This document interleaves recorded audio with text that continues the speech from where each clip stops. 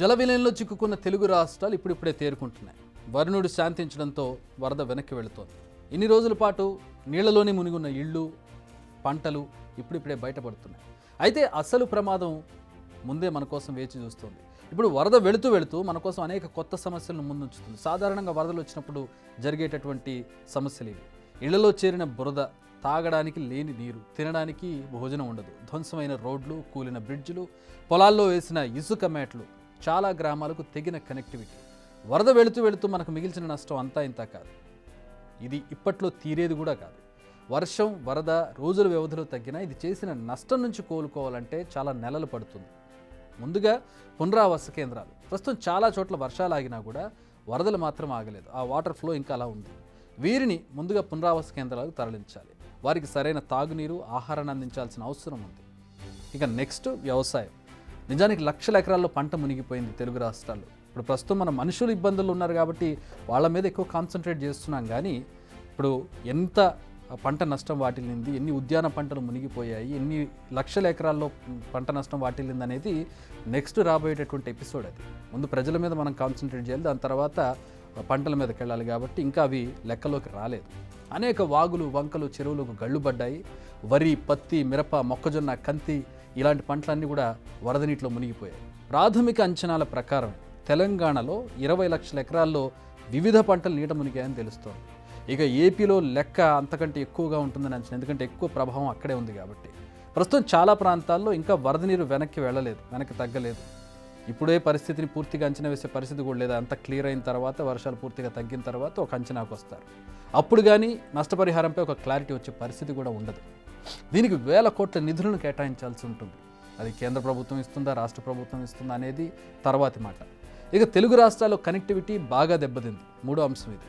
రోడ్లు చాలా దారుణంగా దెబ్బతిన్నాయి. గతంలో వచ్చిన వరదలతో పోల్చుకుంటే ఈ వరదల వల్ల రోడ్డు రవాణా వ్యవస్థ అనేది చాలా ధ్వంసమైంది. కొన్ని చోట్ల బ్రిడ్జులు కొట్టుకుపోయాయి, రోడ్లు కొట్టుకుపోయాయి. ప్రస్తుతం కొన్ని గ్రామాలకు రాకపోకలు కష్టంగా మారాయి. కొన్ని గ్రామాలు మధ్య కనెక్టివిటీ తెగిపోయింది. వీటన్నింటిని యుద్ధ ప్రాతిపదికన రిపేర్లు చేయాల్సిన అవసరం ఉంది. దీనికి కూడా భారీగానే ఖర్చు చేయాల్సిన పరిస్థితి ఉంటుంది. ఇక అతి ముఖ్యమైనది ఆరోగ్యం. ఈ ప్రజారోగ్యంపై ఇప్పుడు తెలుగు రాష్ట్రాలు ఎక్కువగా ఫోకస్ చేయాల్సి ఉంది. చాలా చిన్న చూపు చూస్తారు. వరద తర్వాత వచ్చేటటువంటి అంటురోగాలు కావచ్చు, వ్యాధుల సమస్య చాలా కీలకమైంది. కానీ కొంచెం వాటిని డీగ్రేడ్ చేస్తూ ఉంటారు, ఎక్కువగా వాటి మీద ఫోకస్ చేయరు. ఎందుకంటే ఒక్కసారి వరద పూర్తిగా తగ్గాక పరిసరాలు చాలా అపరిశుభ్రంగా మారిపోతాయి. ఇప్పటికే 2 రాష్ట్రాల్లో కూడా డెంగీ, మలేరియా, టైఫాయిడ్ లాంటి విషజ్వరాలు విజృంభిస్తున్నాయి. ఇవి సీజనల్గా వచ్చాయి. దీనికి తోడు ఇప్పుడు వరద కూడా యాడ్ అవ్వడంతో అది ఇంకా దిగజారే అవకాశం ఉంది పరిస్థితి. అందుకే ముందు జాగ్రత్త చర్యలు తీసుకోవాల్సిందే, లేదంటే మరో ఉపద్రవం ముంచుకొస్తుంది. హెల్త్ ఎమర్జెన్సీ ప్రకటించాల్సి వస్తుంది. వర్షాకాలం అంటేనే రోగాల మయం. ఇలాంటి వరదలు వచ్చినప్పుడు అది ఇంకా తీవ్ర రూపం దాల్చుతుంది. కాబట్టి దాని మీద కూడా ఫోకస్ చేయాలి. ఇక చాలామంది ఇళ్ళు నీటిలో మునిగిపోయాయి. కొందరు ఆ బిక్కుమంట అందులోనే గడుపుతుండగా మరికొందరు ఇల్లు విడిచి ఇతర ప్రాంతాలకు తరలి వెళ్ళారు. వీలున్న వాళ్ళు చాలామంది ఇళ్ళు మునుపట్లా లేవు. నిత్యావసరాలు తడిచిపోయాయి, డబ్బు తడిచిపోయింది, సర్టిఫికేట్లు ఎందుకు పనికి రాకుండా పోయాయి, వస్తువులు, పరుపులన్నీ తడిచిపోయినటువంటి పరిస్థితి. ఇప్పుడు వారి పరిస్థితి ఏంటన్నది ఎవరికీ అర్థం కావడం లేదు. ఇప్పుడు వారంతా వరద నుంచి బయటపడి బురదను మొత్తం గడుక్కున్నాక కార్యాలయాల చుట్టూ తిరగాలి నష్టపరిహారాల కోసం. ప్రభుత్వాలు ఇలా నష్టపోయిన వారికి త్వరగా సేవలు అందేలా చర్యలు తీసుకోవాలి. అంటే క్విక్ రియాక్షన్ ఉండాలి. వీళ్ళకి నష్టం జరిగింది అనేది క్రాస్ చెక్ చేసుకోవడం, వాళ్ళకి నష్టపరిహారం ఇవ్వడం అనేది త్వరగా జరిగితే వాళ్ళు త్వరగా ఉపశమనం పొందుతారు. నష్టాన్ని ఎలాగో పూడ్చలేరు, కానీ ఎంతో కొంత వాళ్ళకి వెసులుబాటు కలుగుతుంది. కాలువలు, చెరువులకు చాలా ప్రాంతాల్లో గండ్లు పడ్డాయి. ఇక తర్వాత వచ్చేది కాలువలు, చెరువులకు పడ్డటువంటి గండ్లు.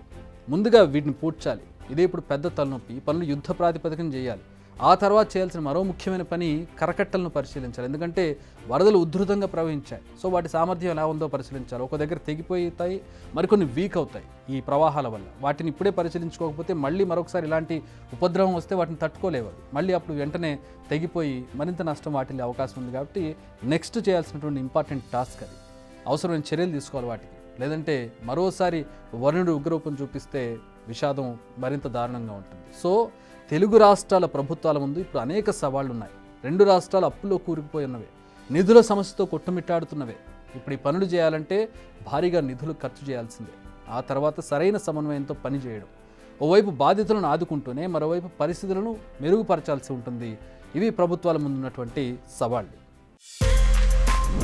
బిగ్ టీవీ అవుట్లుక్ కథనాలు నచ్చితే వెంటనే బిగ్ టీవీ ఛానల్ ను సబ్స్క్రైబ్ చేయండి.